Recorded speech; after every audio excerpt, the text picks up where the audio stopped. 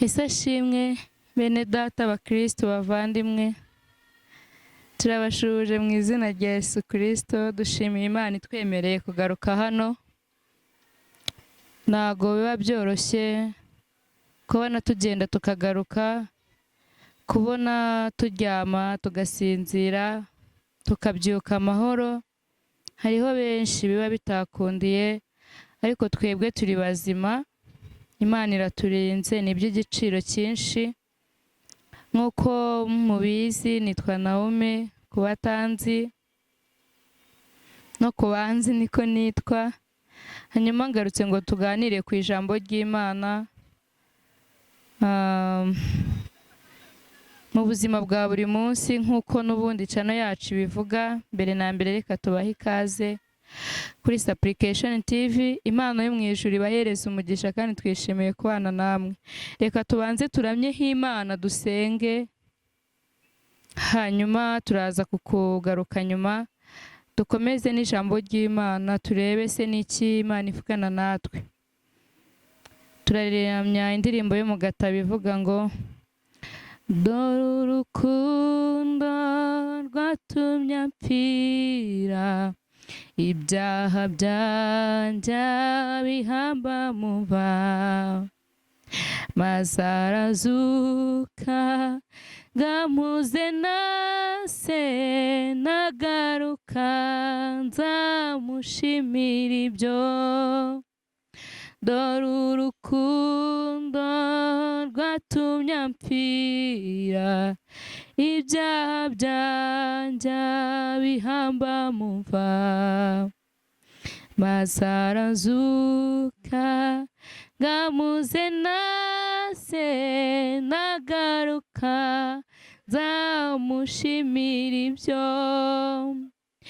Abaye umunsi wishimwe mu ijuru, Yesu yitanga ngo agere mu isi, aza kubyarwa n'umwari utunganye, uwera turana na twababi.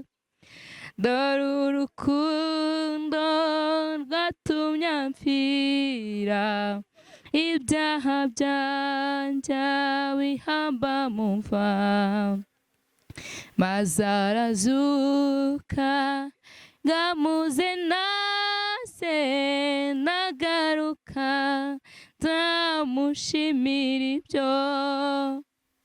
Hazaba umunsi tumba w'Imana, harabagira n'ijuru ryose. Yesu ubwo azaza ubwiza bwe bwose, azima ingoma uwo mwami wanjye. Hazaba umunsi tuzumvaho Imana, harabagira n'ijuru ryose. Yesu ubwo azaza mu bwiza bwe bwose, azima ingoma uwo mwami wanjye.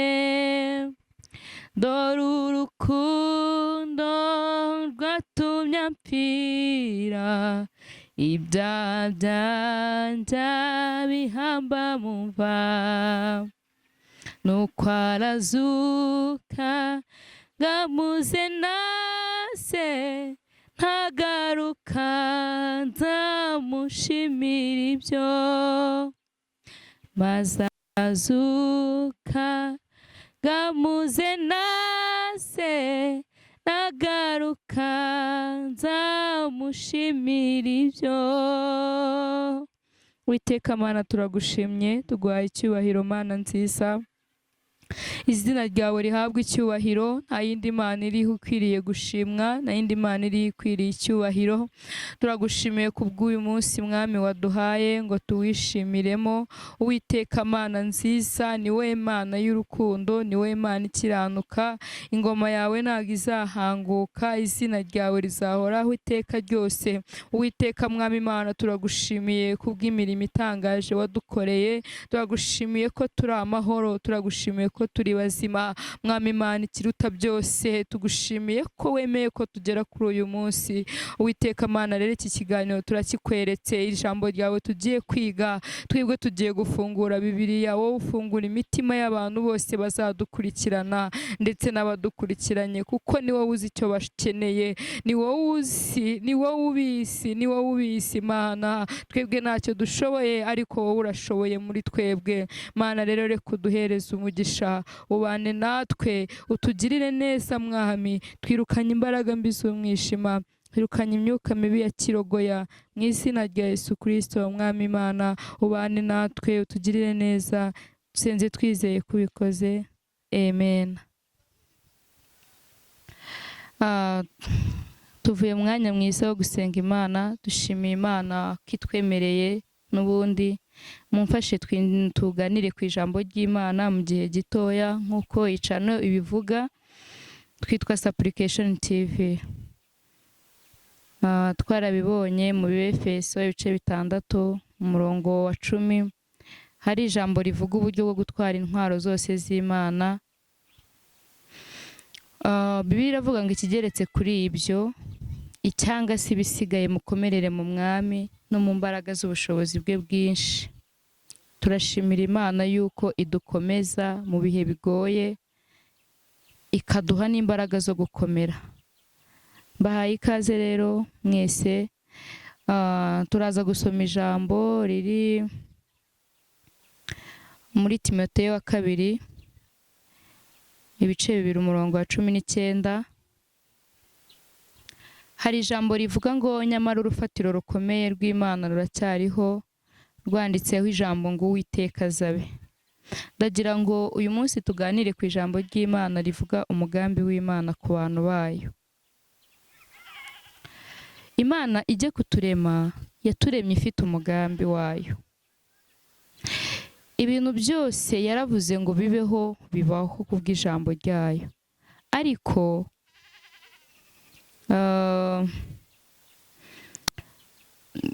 yageze ku muntu ibanza gutekereza iti tureme umuntu ase natwe, agira ishusho yacu, atwara ibintu byose byo mu isi. Imana iraturema, ituremera kuri iyi si. Nyuma yaho irema Eva, imuremera Adamu kugira ngo bazabane. Ni umugambi Imana yari ubwoko bwayo. Nicyo kintu cya mbere nshaka kugira ngo tuganireho. Ndashaka kukubwira ko ibitameze neza uyu munsi wa none bizamera neza nugira ikibazo, kuko uyu munsi wa none turasitaguringa n'ibintu bigiye bitandukanye. Turasitaguringa n'amashuri twiga atatworoheye, tugasitaguringa n'akazi dukora ka buri munsi katatwemerera kuruhuka, tugasitaguringa n'imibereho nayo ibitatworoheye. Byose iyo byihurije hamwe bituma ubuzima bw'umukristo butagenda neza. Ariko ndagira ngo uyu munsi wa none nkuzaniye inkuru ivuga ngo urufatiro rukomeye rw'Imana ruracyahagaze, kandi umuntu iyo abifatanyije no gusenga biratungana, birakunda. Ijambo ry'Imana riravuga ngo icyakora koko kubaha Imana iyo bifatanyije no kugira umutima unyuzwe. Sinzi ibyo urimo kunyuramo, sinzi ubuzima ubayemo, sinzi bitameze neza, ariko Imana ntabwo yigeze idutererana kuva na mbere hose. Imana yagendanye natwe, yakomeje kutubera ibyiringiro mu bihe bitoroshye no mu bihe bikomeye. Imana ntabwo yadutereranye. Mu by'ukuri iyo ugiye kureba struggle waciyemo n'ibihe bitoroshye wari waraciyemo, byakabaye byaraguhitanye, wakabaye uyu munsi utakiri mu isi y'abazima. Umuririmbyi yaravuze ngo iyaba Uwiteka atari we waturinze iteka, tuba twarapfuye twese tutakiri mu isi y'abazima. Ariko kubera ko Imana idufiteho umugambi mu buzima bwacu, Imana idufiteho umugambi, nta kintu waba. uyu munsi nagira ngo nkubwire ukomere, nje kukubwira ngo hari umugambi w'Imana ku buzima bwawe. Tutitaye ku byo unyuramo, tutitaye ku mashuri akugora, tutitaye kuri imfubyi udafite kirengera, tutitaye ku wabayeho mu bintu byari bigoye, ibyo nta kimwe twitayeho. Nyamara kuba tutabyitayeho ntago ari uko bitariho, biriho. Ariko ndagira ngo uyu munsi ubuzima bw'umukristo cyangwa umuntu wizera Imana yige kubirenza amaso, yige kubirenza amaso, arebe icyo Kristo amufatiye. Pawulo yaravuze ngo ntago ari umaze guhabwa, ahubwo ndimo kumaranira gusingira icyo Kristo yamfatiye. Yesu ashimwe cyane. Kuko ngo Kristo afite ibintu byinshi yadufatiye. Kristo afite ikintu adufitiye imbere ejo hazaza. Ejo hacu ni heza. Nigeze kubona umuntu umwe yapostinze akantu kuri status, aravuga ngo ese ko bahora batubwira ngo ibyiza biri imbere, ninde muntu uhora abyigizayo bigatuma ibyo byiza tutabigeraho? Ese ko duhora ejo hacu ko habaho tukahagera, kubera iki bya byiza tutabibona? Ese bigenda gute? Niki gituma nyine ibyo bintu tutabigeraho? Reka mbabwire ngo birahari.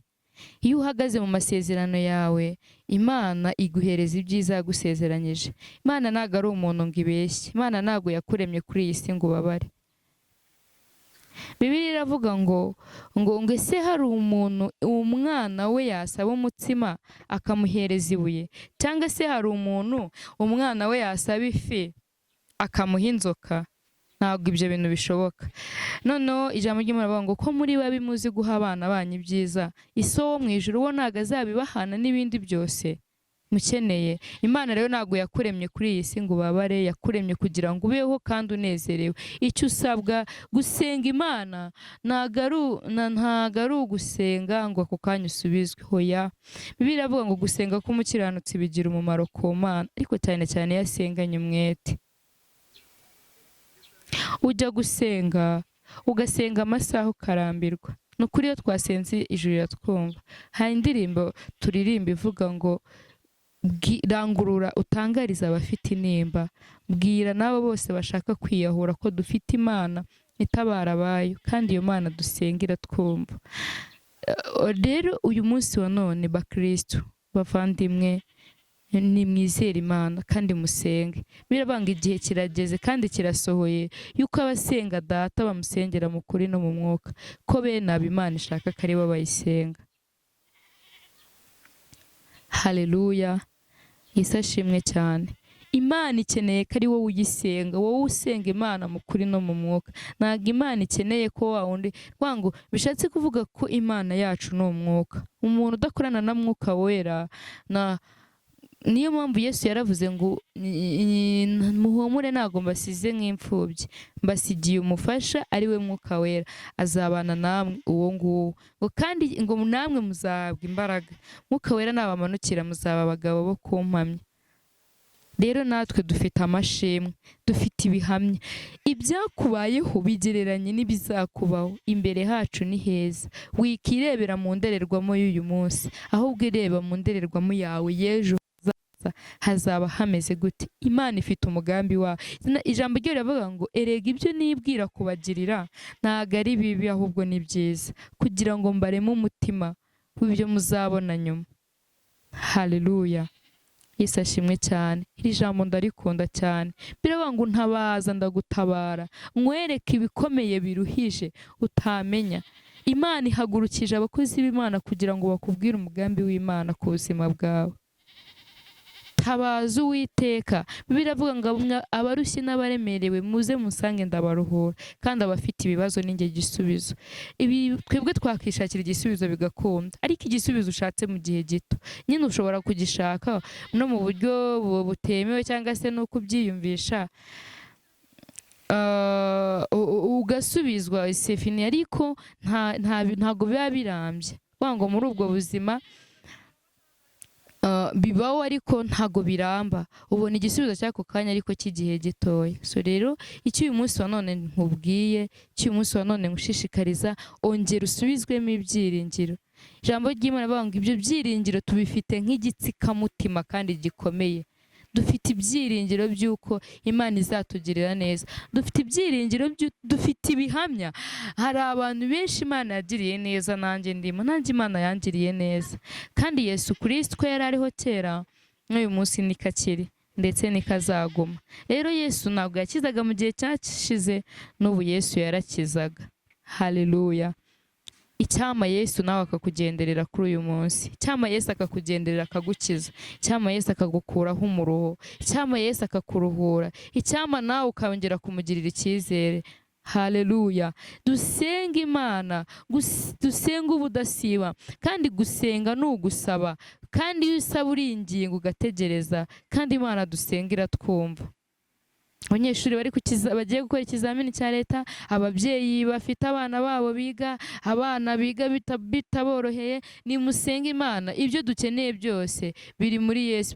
Ijambo ry'Imana iravuga ngo mushake ubwami bw'Imana no gukiranuka kwayo, ibindi byose mushaka muzabyongererwa. Haleluya. Ibintu byose dukeneye muri iyi si tuzabyongererwa. Iby'Imana idushakaho ni byinshi. Umugambi w'Imana ku buzima bwacu ni muremure. Iby'Imana idutekerezaho ni bigari. Imana ntabwo izadutererana. Reka mbabwire kuri iri jambo njya nsoza, kugira ngo dufatanye gusenga mu kanya. Tugiye gusenga Imana, ariko Imana ndabizi yuko buri muntu izamwumva. Ndabizi ko hari abantu bazampamagara bakambwira ngo warakoze kudusengera. Ngiye gusengera abantu, ngiye gusengera mu kanya, kandi nawe wizere. Nimvuga ikibazo nawe wumva icyawe, senga Imana wizeye, nawe izakugirira neza. Yesu ashimwe cyane. Ijambo ry'Imana riravuga muri Yohana 11:25 ngo Yesu aramubwira ati, ninjye kuzuka n'ubugingo, umuntu wese ukiriho ukinyizera ntazapfa iteka ryose. Ayo ni amagambo Yesu yabwiye umwe muri ba bashiki ba Lazaro, ubwo bari bamaze kumubwira ngo iyo aza kuba hari musaza wabo ntabwo aba yarapfuye. Ariko Yesu aramubwira ngo ni njyewe kuzuka n'ubugingo, umuntu wese ukinyizera naho yaba yarapfuye azongera abeho. Haleluya. Iri jambo ndarikunda cyane. Abantu bongere babeho mu izina rya Yesu. Itorero ryongere ribeho mu izina rya Yesu. Abakobwa mwongere mubeho mu izina rya Yesu. Ntabwo ari twebwe two kugirwaho n'agasuzuguro, ntabwo ari twebwe two gusuzugurwa twumva kugira ngo umuntu niba yaduhaye ikintu akiduha ari uko hari ikindi twatanze, twumva ko ari twebwe tudashoboye. Natwe turashoboye. Imana izongera itubesheho mu izina rya Yesu. Ijambo ry'Imana bavuga ngo umuntu wese ukiriho. Hari abantu bariho, haleluya, barahari ndabizi, barimo kunyumva muri aka kanya. Ikintu Imana igusaba cyonyine ni ukongera kuyigirira icyizere. Reka twongere tugirire Uwiteka Imana icyizere. Reka twongere duhagarare mu masezerano yacu, twizere ko Imana izatugirira neza, twizere ko Imana izaturuhura. Imana yabwiye Mose ngo ubwanjye nzajyana nawe nkuruhure. Nukuri twizere ko twongere tuyizere. Igihe kimwe Yayiro ngo umwana we bamaze kumubwira ngo yapfuye, ngo Yesu ajya kureba Kristo, ngo aramubwira ati data umwana wanjye yapfuye. Ngo bakigenda ngo basanga koko yapfuye, ariko Yayiro ntiyabyitayeho kuko yari afitiye Yesu icyizere. Nawe uyu munsi garurira Imana icyizere wa mukobwa we, garurira Imana icyizere wa mubyeyi we, garurira Imana icyizere wa musore we. Ibintu byose ukora Imana uyigarurira icyizere. Nicyo kintu Imana kenyere, nicyo kintu Imana ishaka ku buzima bwacu. Ko yaravuze ngo umuntu wese ukiri ukinyizera ntazapfa iteka ryose. Haleluya. Iri jambo ndarikunda cyane, riranyubaka. Umuntu wese ukiriho wizeye izina ryanjye, wizeye izina ryanjye, ukinyizeye ntazapfa iteka ryose. Yesu aramubaza ngo mbese wizeye?